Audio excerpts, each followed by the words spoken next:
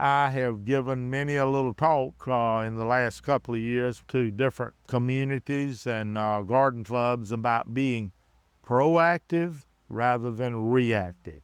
And that is get ahead of some of the problems that we know we're going to have here in the Southeast. Welcome to Start a Conversation, where we dive into real estate, community, and more.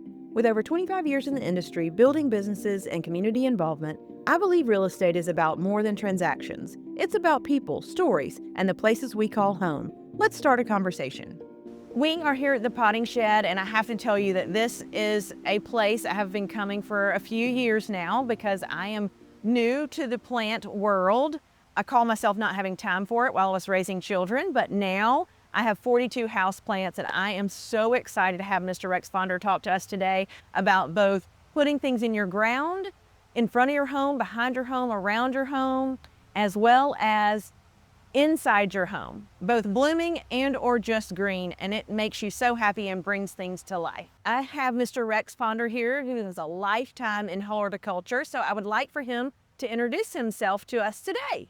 Well, thank you, Nonet. I'm glad to do so. Of course, a lot of people around that are probably going to be listening to this probably know me or know of me and my family because we're all horticulturists. I'm a third-generation horticulturist. The Ponder family is well-rooted in horticulture. No pun intended. Well, but well-rooted in horticulture, so I've been around a long time. And as I say, I was in the landscape business for 30-some-odd years here in the Auburn area and around Lake Martin and around the general area. But after I call myself retiring, here I am. I'm still doing, and I'm more the question and answer guy now because I'm the older guy that's been around a long time, and I don't have all the answers. Don't let me give any indications that I have all the answers in horticulture because no one person ever does, but I've been around long enough to have enough information to be dangerous. And you just couldn't retire and get out of plants. You just love being surrounded. Miss the people. I love being surrounded by the plants, true. But I'll be honest with you, Nonet, I miss the people. And I've been out here, this June will be 3 years here helping Justin and Chloe and them part-time. Build relationships with people. I told you we set up kind of our philosophy as beautifying the world one customer at a time. And that's kind of what we do is helping them go back and beautify their yard or beautify their business. And that overall helps beautify the world. And then we do this because trying to carry quality products. And I think if anyone will come out and look around at our business, they'll find we've got a really good selection of quality plant material. And of course, we try to price it at a very reasonable price to make it affordable for people. But in doing all this, we want to build relationships. It's more about, and this is the part of it that I miss, that I value so much, is about those relationships with people that I have had as customers for many years that have become just friends. Right. And so as I work with them, it's more than just selling a plant or telling them how to plant it. It's knowing who they are, where they're from, knowing something about their family, and having those kind of relationships. Absolutely. But, it's more than just plants. It is. It's way more than just plants. But plants, being a living thing, it's easy to build relationships around plants. What's it is around food, too. And houses. And houses. Right. That's right. That's true, too. It's so important. You mentioned like the relationships, and all that ties back to community minded, to being a partner, being in a real estate world myself, and having somebody that I know that I can send them to you after they bought a house that they want to enhance their yard or curb appeal or just planters for the front and back porches.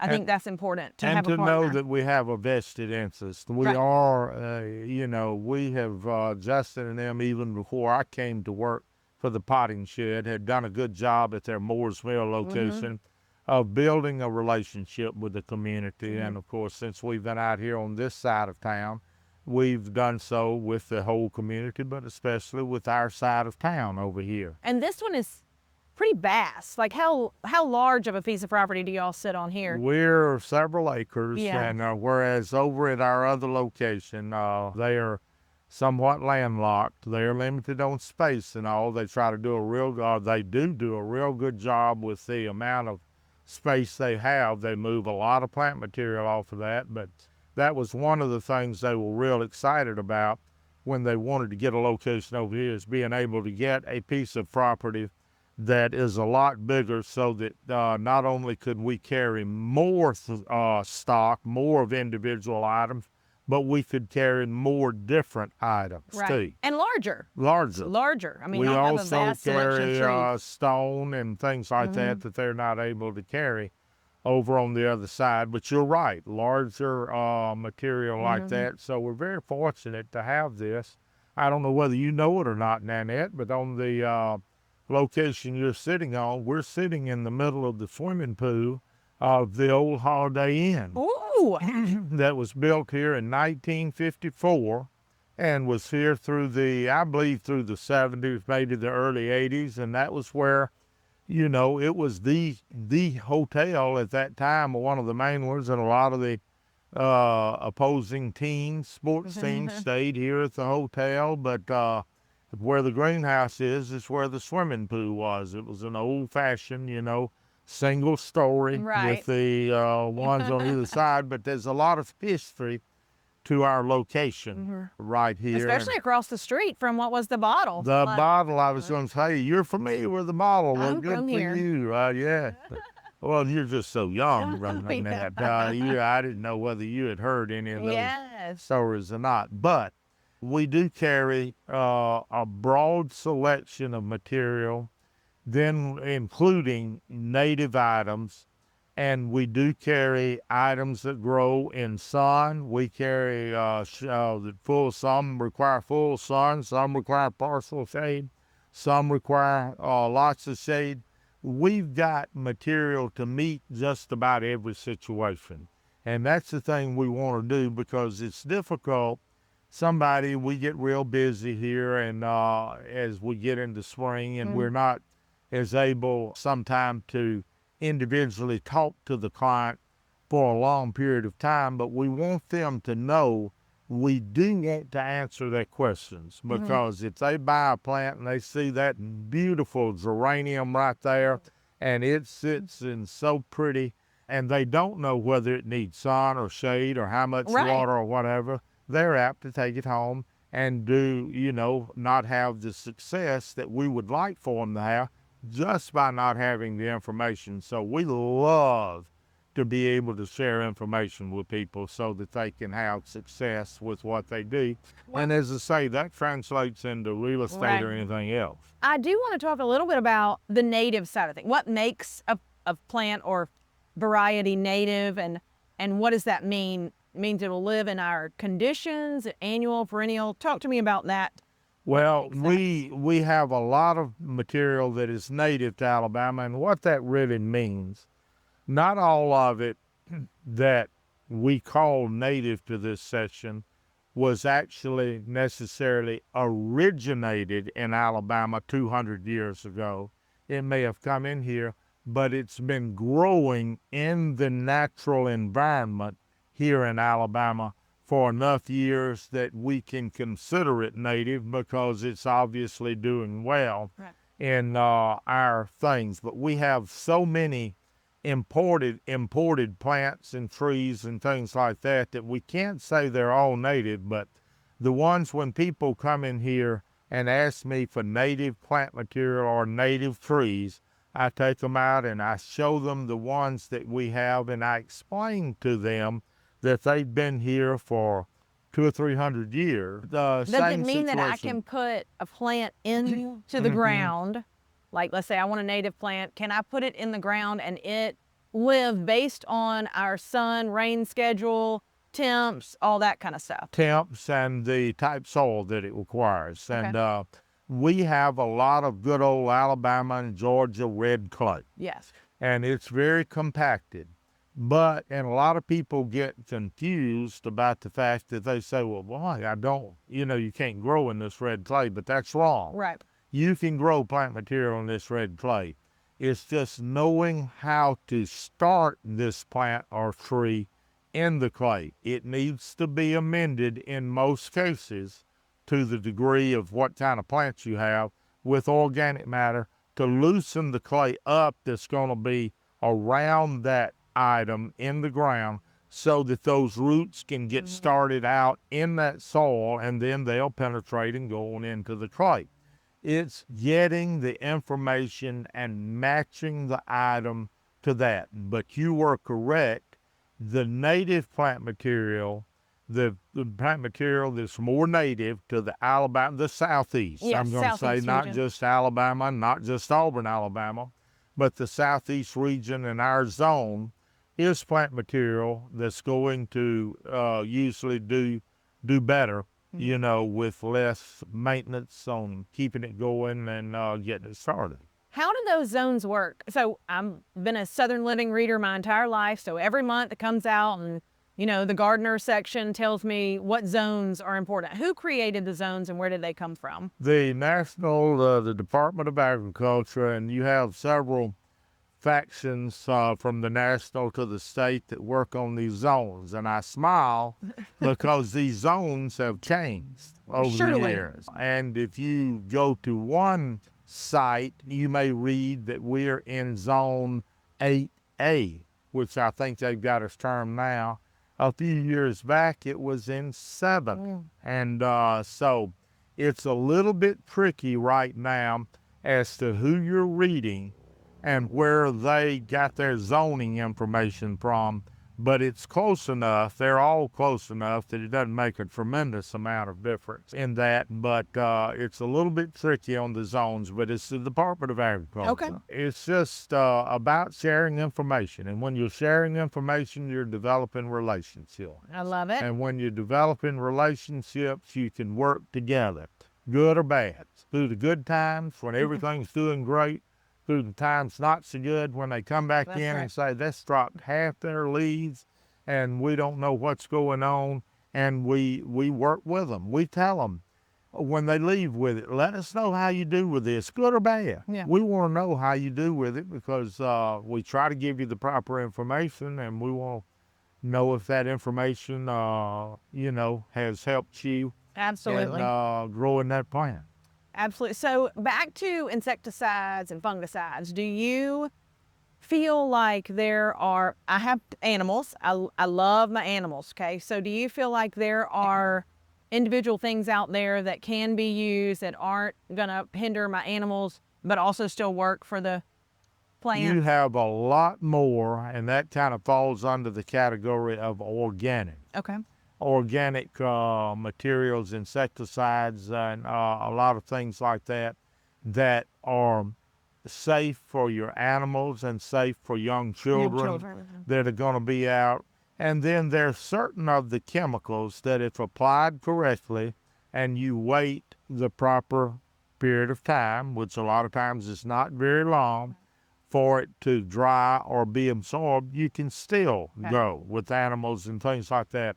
It's knowing what you're spraying and what the time element on that is to be safe. But there are a lot of people, we have a lot of people coming into us now saying, Rex, I don't want anything that's going to be a problem with my dog. I want it to be all organic. Right. Well, we can meet that Okay.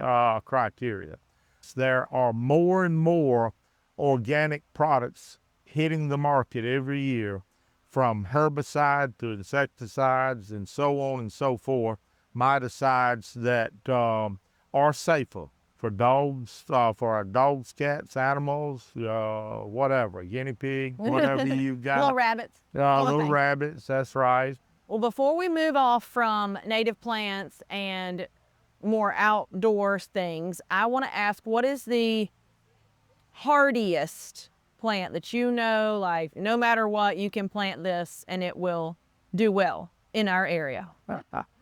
Well, that's a good question, Nonet. You're really trying to put me on the spot here.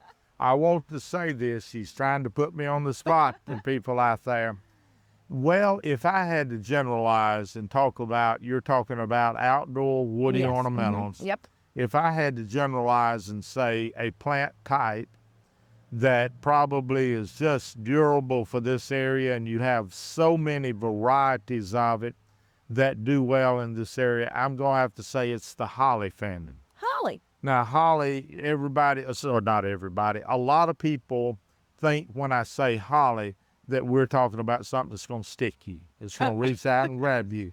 But you've got many varieties. The holly family has really dominated this section of the country for many years now.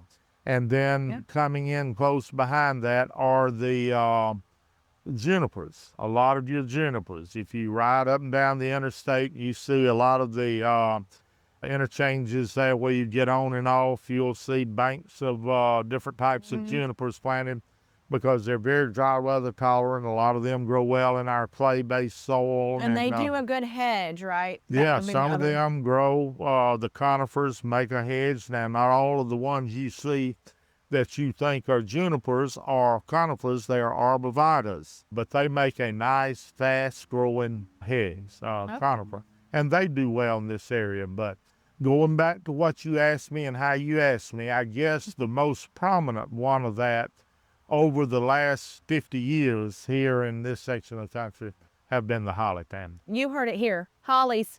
And when you said holly, I initially thought Christmas, but then you explained that it's not just Christmas. Not just Christmas. Not all of the hollies have berries, but a lot of them do. And they are so pretty to cut on around Christmas and use in Christmas arrangements and things along that line. Well, that was wonderful. But now to part 2 of this, I would like to move There's a part 2?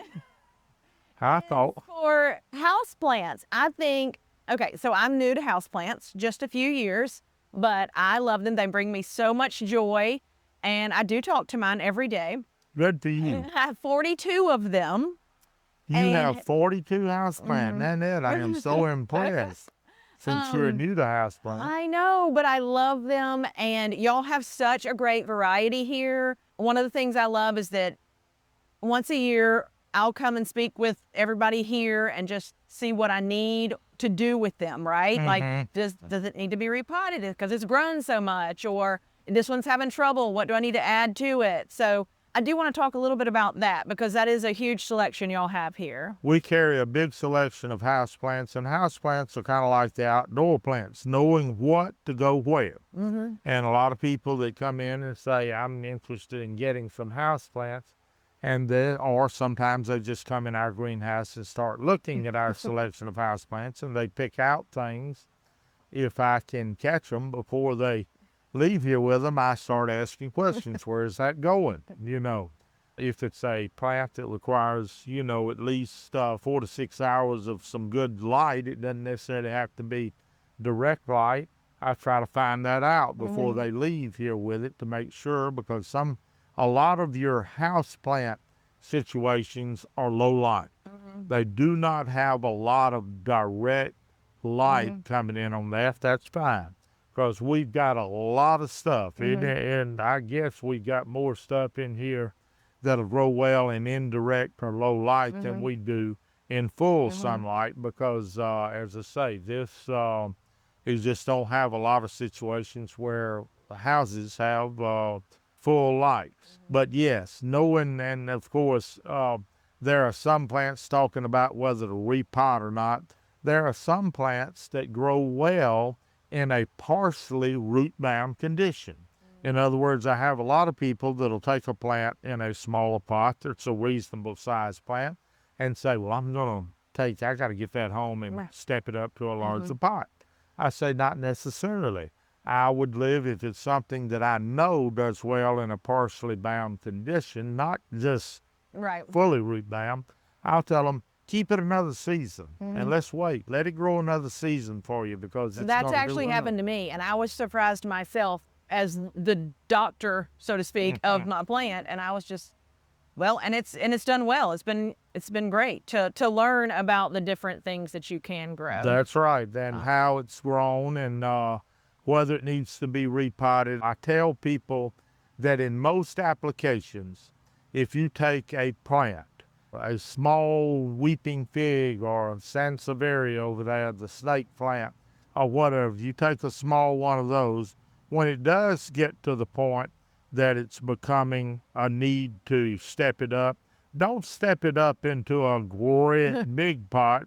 Step it up to one size larger or no more than a size and a half or two sizes larger, and let it grow into that pot because it'll grow better like that than it does in stepping. I've had them step them up into large pots, and they say it just won't grow. Well, it's the nature of the plant. They do not like being out in that, and it's hard to explain that. They like the little house that they're in. So That's right. Can't get too much bigger. They do better. That's right. That's exactly right. But again, it all comes back, Nonet, to information, and there is a broad selection of houseplants.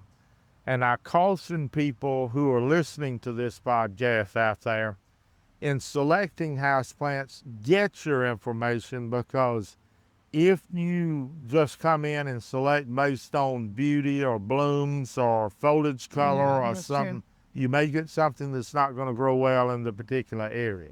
And some of these things are pricey. So, yeah. I mean, I remember stepping up my own houseplant game, and I was like, wow, I hope this has to work, because they can't go back and buy. Right. Don't want to have to go back and buy more. You're right. There are some plants that are a little more pricey than others, but there are a lot of them that are. But I find it a challenge. Oh, yeah. My first Thai constellation, I was like, I'm going to make this work. My $100 plant, I'm going to make it work. So. Well, you said one thing a while ago that struck a chord with me, Nonet. You said I talked to my plant. Oh, yeah. We laughed.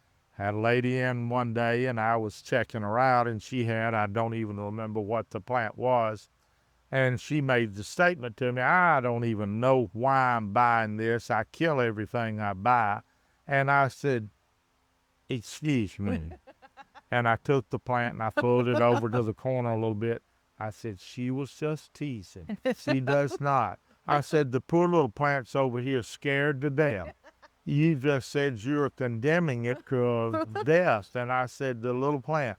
So I pushed it back over there. I said, now let me tell you what to do so this plant won't die. That's right. I had a lady a few years back that would come into my place and buy ivy all the time, containers worth of. We had some beautiful English ivy, I think it was crow's foot, and she would buy some, and she would come back in 2 or 3 months later, buy more, and she kept buying ivy, and she was one I had to kind of break through to get this relationship going, and I finally said, if you'll excuse me, I notice you're buying just tremendous amounts of ivy. And she said, I said, you must have ivy everywhere. She said, no, I'm killing it. I said, well, stop. I said, we're not selling you any more ivy until I talk to you and find out what you're doing, why this ivy, because I said, if you're killing ivy, we got a problem. And so I talked to her about her conditions and where she was using them in pots and how often to water and the sunshade factor. And then after a while, she got to where she was doing well. My sales were cut down on ivy. I'll be honest with you, I talked myself out of sales. We had a customer that was happier because she was able to maintain it. So getting the proper information is, I stress to everybody, ask before as you get ready to purchase a plant, ask about the best growing condition for that plant and get the proper information so that you can have the best success. It'll make you happy, it'll make us happy, and it'll make that little plant happy. And it'll make your home happy. That's right. A little precious thing to take care of that may not be an animal, because that's not everybody's thing, but that precious little plant, you got to take care of too, like you do an animal. And it's nice. And I tell you, laugh, but go by and say, You're looking pretty today. I tell I you, you're really stepping out. I this love it. spring. My little new And, ones that are coming out, I just talk to them every day. Absolutely. You're doing I so know good. There I may love be people that laugh about that, but you tell them you're wrong. That's right. That shows that you love that plant. That's right. And love translates to anything, whether it be your family members, children, or whether it be your little dog or cat, or whether it be to these plants. That's right. They know when you love them. And That's a beautiful thing to end on. Well, sharing the love, and in this spot where we're surrounded by beautiful plants, both green and with blooms. So it's your choice, and I am so thankful that Mr. Rex Ponder shared all of his information with us today. We are here at the Potting Shed on North College at the corner of 280 and North College Street in Auburn, Alabama. And we hope that you will visit them as well. But if you don't, I hope you learned something here today. If you don't live in our area, that you at least learned something to put into practice in your own home and maybe add some color to your spot. Thank you for joining us. Thanks for joining me on Start a Conversation.